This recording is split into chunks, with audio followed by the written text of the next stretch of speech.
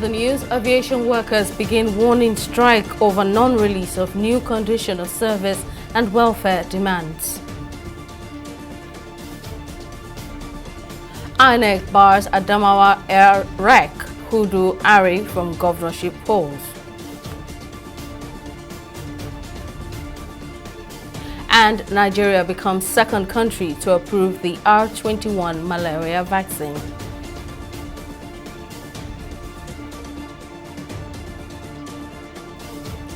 Hello and welcome to News Now on TV 360 Nigeria. I am Simisola Adigun. Air travelers across Nigeria may have to seek alternative resolution as aviation unions have begun a two-day warning strike. With the disruption of activities, domestic and international airlines have been forced to cancel flights, leaving many passengers stranded. Members of the unions blocked the entrance to the Murtala Mohammed Airport domestic terminal over protest against what they say is the government's failure to address their concerns. Our correspondent Mary Kanu now reports. As early as 7 a.m. on Monday, the streets of Lagos witnessed an unusual stretch of traffic gridlock caused by the promises made by a coalition of aviation workers' unions to embark on a two-day warning strike over the failure of the federal government to address their concerns.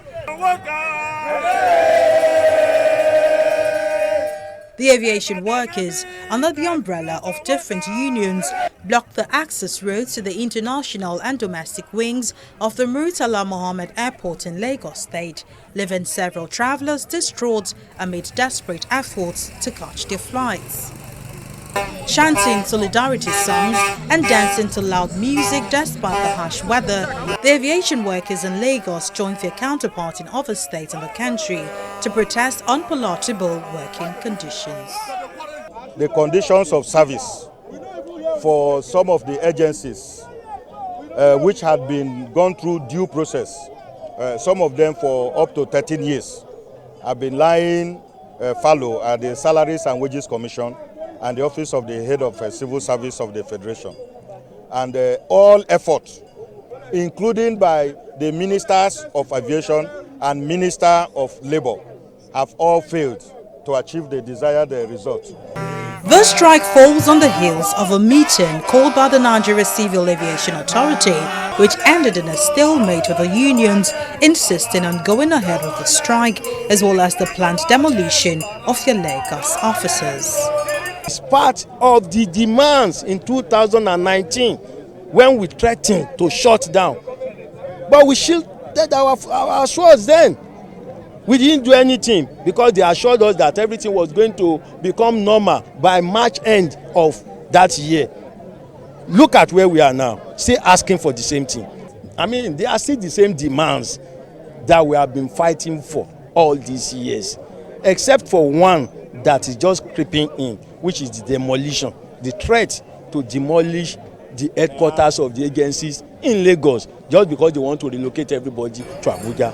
Despite the unions issuing a notice informing their members to prepare for a warning strike, travelers as well as residents say they were oblivious of the industrial action.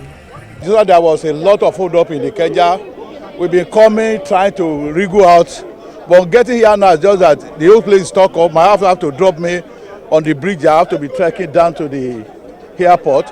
I have an appointment to meet in Port Harcourt.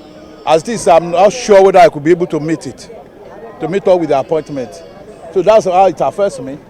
Then moreover, of course, trekking that is like a little bit of exercise. International airports to this point, I am now, took me like 1 hour for something minutes.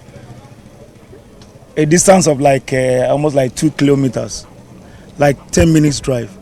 Took me close to 2 hours.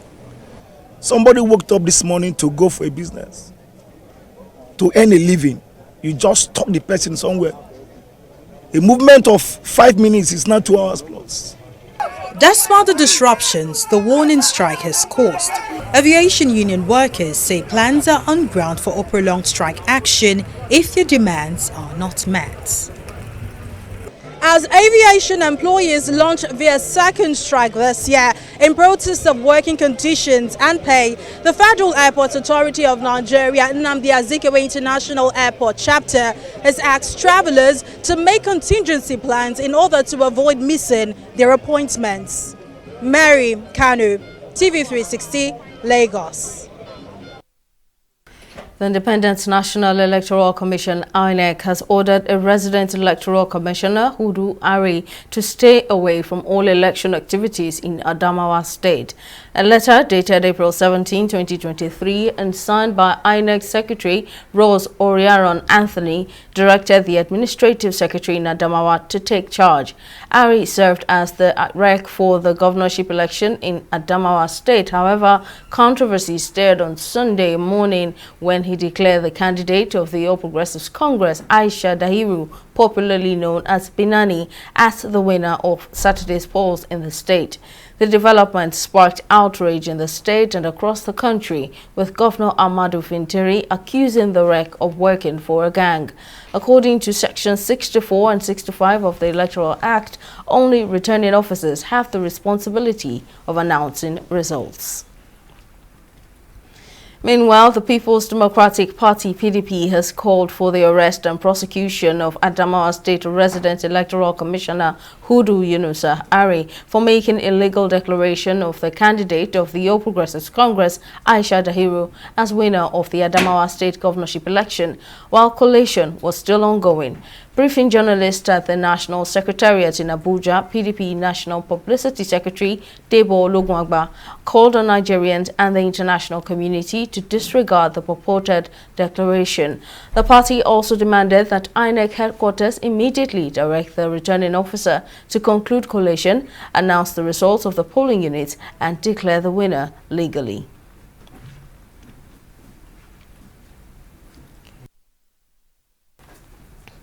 Well, to speak more on the recent development in Adamawa State, political affairs analyst Charles Idahosa joins me now. Thank you, as always, for joining me. Now, Nigerians watched on as political drama unfolded in Adamawa State over the weekend. Now, what do you make of the debacle? Well, for me, I think it's a shame and it's a sham on INEC that before the 2023 election had been receiving accolades both from within and outside Nigeria, but again, suddenly INEC that had become a beautiful bride became a villain. I mean, I had expected that what happened in the national elections on February 25, which of course was followed by the one that was held in March. With all the flags that INEC received, I thought INEC would use this supplementary election to just to paint its image in glowing colors. But again, as it turned out, INEC has sunk further down into the abyss, and I think it's something we must worry about and must be worried about as well, so that they must do everything possible for us to ensure that. The courts do no longer justify or announce who the victors are. In any democracy, it's the electorate that will decide who governs them. But here, anything they do, impunity, go to court. Look at what has happened in Adamawa. It's a shame that INEC, the rec that knows that he has no power under the laws of the land to declare somebody a winner, and that. Power the power resides on the collation officer who, in most cases, is supposed to bring from the academia. It's an academic, maybe a professor.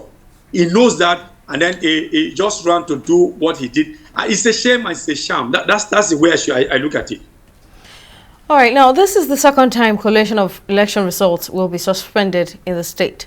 Now, what do you think is the reason for the political tension there? Okay, well, there are a couple of factors.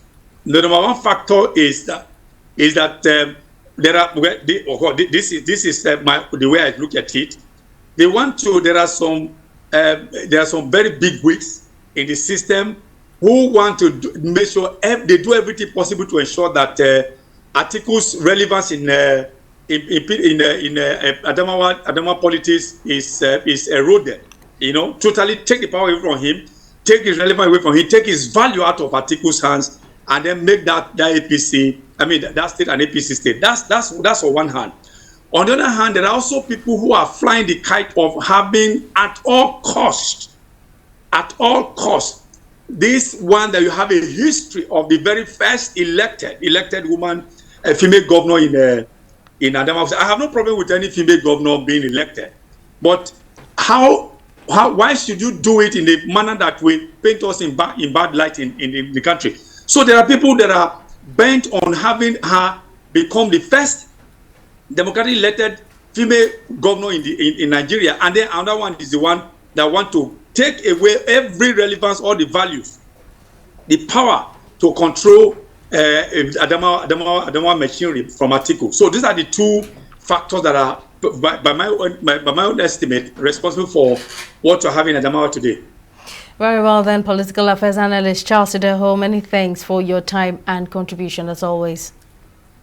Moving on, the Nigerian Union of Journalists Kogi State Chapter has cautioned aggrieved aspirants in the Kogi State governorship primary elections against misrepresentation of facts regarding the conduct of the elections, saying that as journalists to cover the exercise, they were in a better position to give account of events around the process. The chairman, NUJ Kogi Chapter Adeza Jimo, spoke during a press briefing held on Sunday after an emergency council meeting of the union at the NUJ Secretariat in Lokoja, the state capital. Jimo said the claim showed disrespect for journalists to cover the elections widely and reported their findings accordingly. I want to put it on record that our members, that is journalists, went to the field on the election day and monitored the process across the state. Audio, videos, and pictorial evidence of the exercise were gotten from the field by journalists while monitoring the process, and reports were sent to various media houses based on their observations on the field. Our members were fair enough to report places where voting started early and some other places where there were delays in arrival of materials and officials, as it is typical of Nigerian election. Having monitored and reported the process in our media outlets, journalists converged at the Collation Center at the APC Secretariat in Lokoja and stayed up to 3 a.m. in the morning of Saturday to also cover the collation and declaration of results. For any aggrieved politician to now assert that all these sacrifices done by journalists amounted to colluding to declare concocted results is not just far from the truth, but showing disrespect for journalists and their media organizations. A socio-cultural organization, Igbo Indigenes Without Border, has appealed to President-elect Bola Tinubu to intervene in the case of the former Deputy President of the Senate, Ike Ekweremadu. The president of the group, Bernard Oshi, made the appeal at a news conference in Abuja. Oshi urged Tinubu and the incoming 10th National Assembly to look into the matter with a human face and prevail on the government of the United Kingdom to temper justice with mercy. Ekweremadu and his wife Beatrice were convicted by the United Kingdom Central Criminal Court, London, for organ harvesting. We are fully aware of the crime and its implication. DSP Ekweremadu, alongside his wife and the medical doctor, have been convicted for arranging the travel of the 21-year-old Nigerian to the United Nations for the purpose of organ harvesting for kidney to treat his distinguished senator's sick daughter.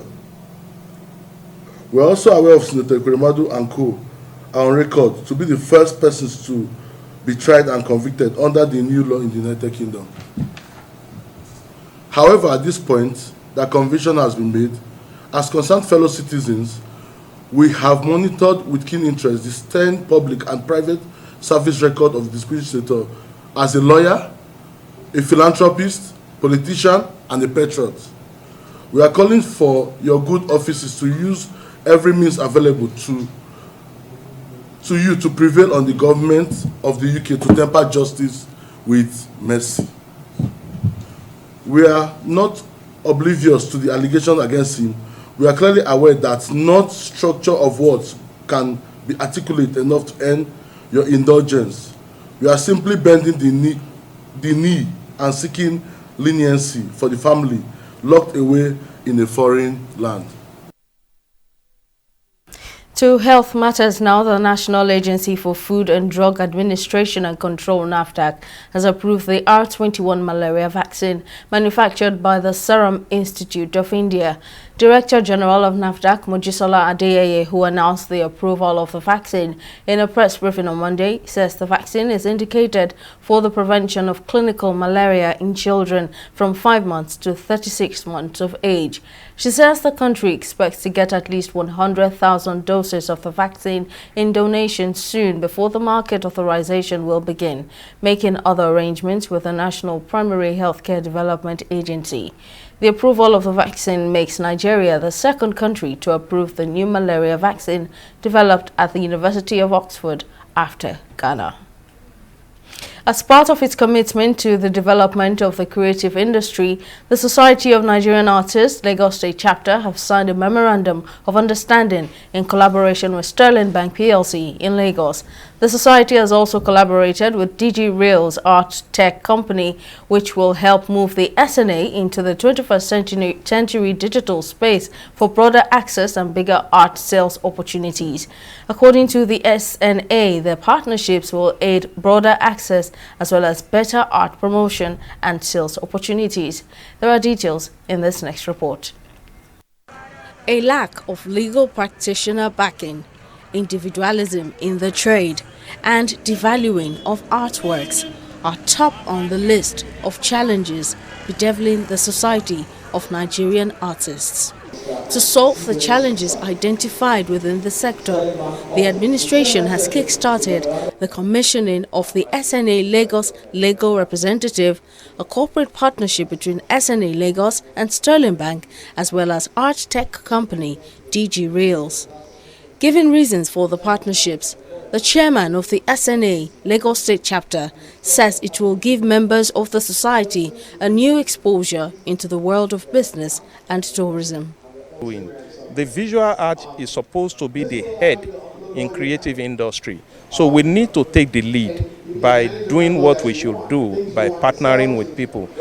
If the members are well-to-do, meaning the society will have more value, the members will have more value and will become a brand. On his part, the General Secretary of the SNA in Lagos says the partnership with the business-oriented entities will attract tourism patronage. And this partnership is going to go a long way in helping the society as well as projecting the arts of Nigeria as SNA in a body form now to the whole wide world, not as individuals. Artists, unpicked numbers of handful numbers of artists have been able to get to that limelight. They have the representation, but as a group we need to move, which will give us a leverage that will lead us to a greater height.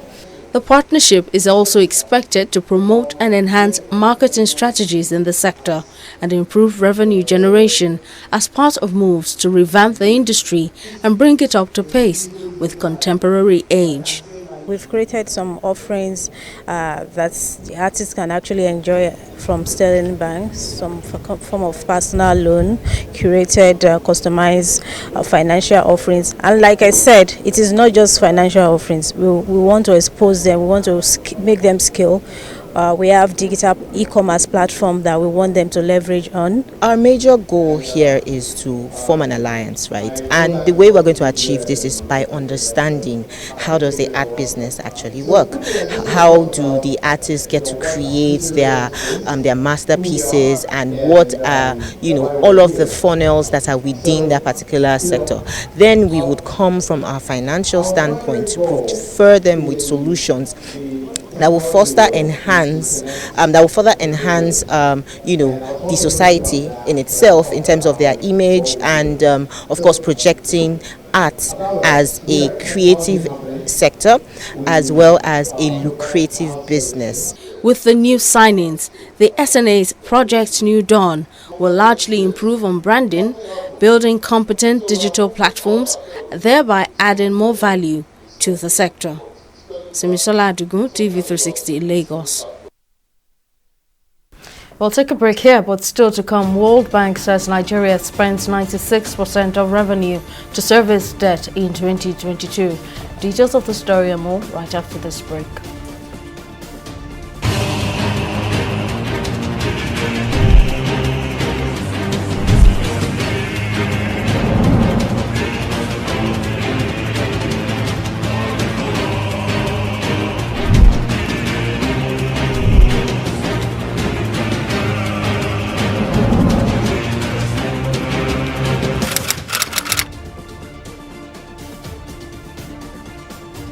Welcome back. Now here's a recap of some of our top stories tonight. Air travelers across Nigeria may have to seek alternative resolution as aviation unions have begun a 2-day warning strike.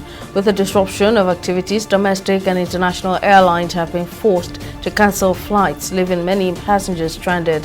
Members of the unions blocked the entrance to the Murtala Mohammed Airport domestic terminal over protest against what they say is the government's failure to address their concerns. We also told you that the Independent National Electoral Commission, INEC, has ordered a resident electoral commissioner, Hudu Ari, to stay away from all election activities in Adamawa State. Ari served as the RAC for the governorship election in Adamawa. However, controversy stirred on Sunday morning when he declared the candidate of the All Progressives Congress, Aisha Dahiru, popularly known as Binani, as the winner of Saturday's polls in the state. Now, in case you missed any of our news bulletins, for more updates, you can catch us on Limex World TV or log on to our website on www.tv360nigeria.com.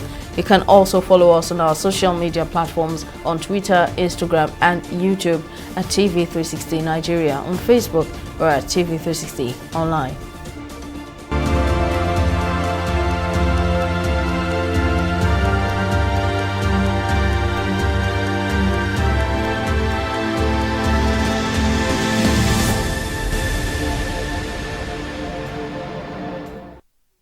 Beijing Subway has dropped mandatory mask requirements for travelers days after a Chinese health expert said the threat of COVID-19 to humans is no longer at a serious level.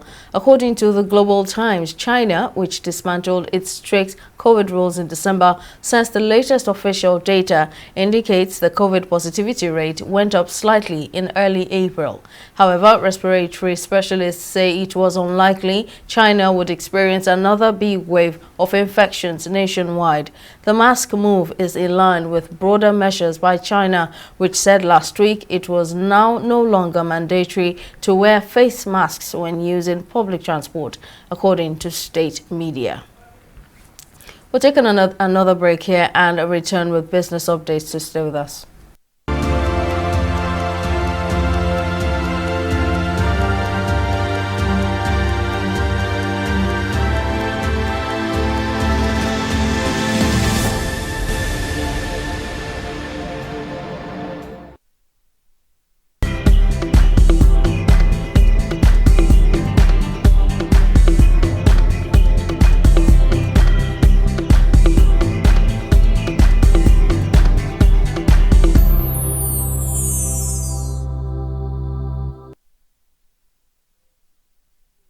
Welcome back. Mary Kano is on standby with business news. Mary, what's the latest? Thank you, Simisola. Welcome to Business News. The World Bank says Nigeria's constant fiscal deficit has worsened the nation's public debt stock, with 96.3% of government revenue spent on servicing debt in 2022. According to the macro poverty outlook for Nigeria released by the bank, the country's fiscal position worsened. The bank also says that the cash scarcity created by the CBN's Naira redesign policy hampered the country's economic growth and poverty reduction efforts, adding that about 13 million Nigerians will become poor between 2019 and 2025. We'll take a break and return with stock market report.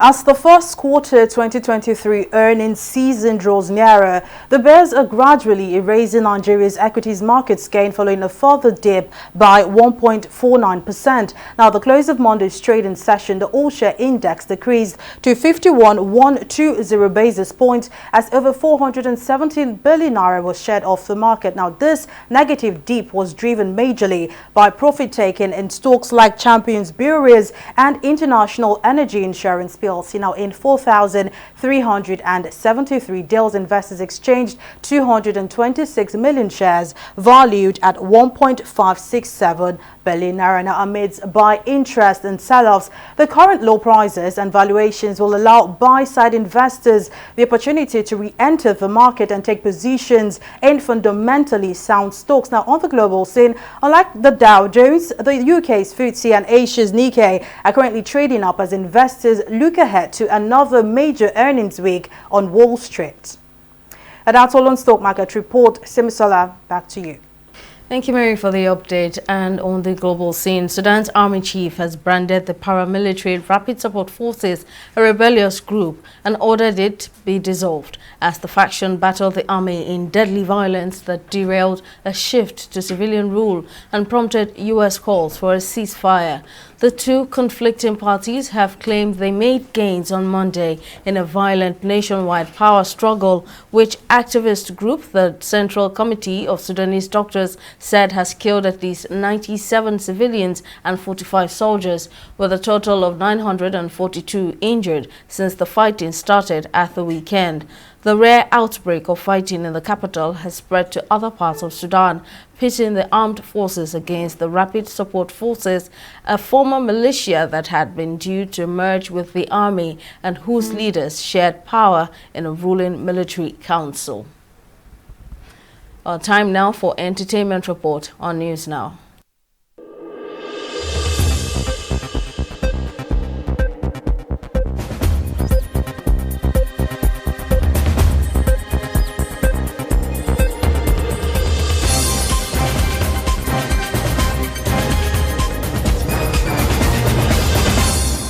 Organizers of the African Magic Viewers' Choice Award have announced the nomination list for the 2023 edition of the event. The nomination announcement, hosted by popular actress Bisola Ayola and Ajite Anang, was aired via African Magic channels on Sunday.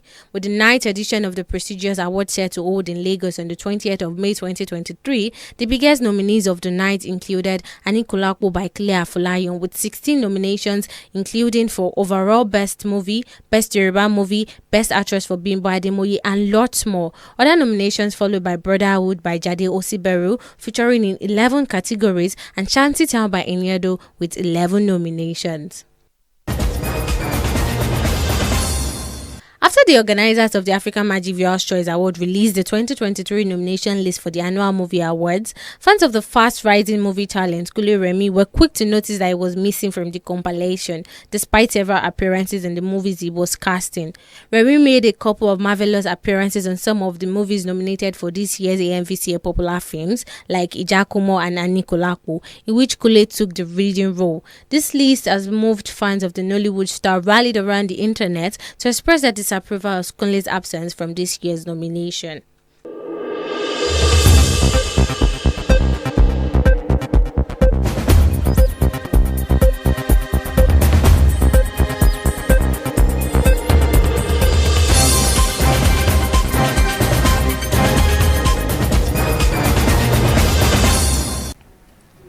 And in sports, the race for the Ballon d'Or 2023 award continues as top players, including Lionel Messi, Kylian Mbappe, and Robert Lewandowski, contend for the top trophy.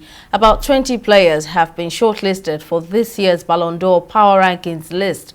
The award this year would be ranked based on the performance at the Summer World Cup in Qatar, the Premier League, La Liga, and ultimately the UEFA Champions League. French forward Karim Benzema picked up the 2022 Ballon d'Or award following an outstanding performance for Real Madrid last season. Well, that's our package this evening. Many thanks for watching. I am Simisola Ajigun. Bye for now.